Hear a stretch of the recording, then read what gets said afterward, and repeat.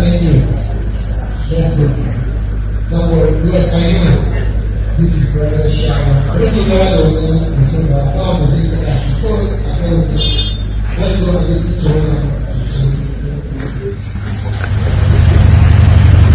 Mitandao ya kijamii imewaka moto kufuatia tuhuma nzito zilizotolewa na bilionea na mwanasiasa mashuhuri kutoka nchini Nigeria Prince Ned Nwoko, ambaye pia ni mwanaume wa wanawake 6, dhidi ya mke wake mwigizaji maarufu wa filamu za Nigeria Nollywood Regina Daniel, ambaye pia ndiye mwanamke wake wa 6, mwanamke kabisa wa mwisho.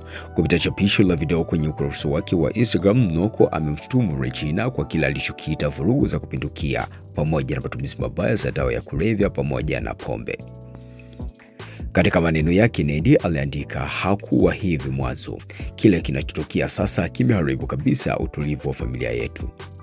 Nwoko alieleza kuwa ndani ya saa 48 Regina ilifanya fujo kubwa nyumbani kwao, akiwapiga wafanyakazi 3 wa ndani na kuharibu mali na kusababisha uharibifu mkubwa bila sababu ya msingi.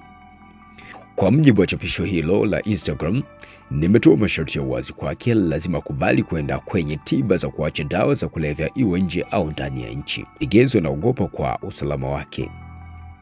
Katika tuhuma hizo, Nedi alimtaja mtu aitwaye Sam kama muuzaji mkuu wa dawa za kulevya kwa Regina, huku akitaja jina la Annie akisema anahusika katika kile alichokiita mzunguko wa maovu.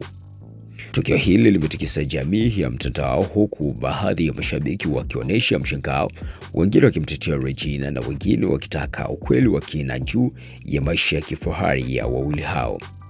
Je, hii ni drama ya ndoa ya mastaa au kuna jambo kubwa zaidi nyuma ya pazia? Tumekuachia uwanja wa comedy of Shime Resident Scott of Favor, ndio jina langu.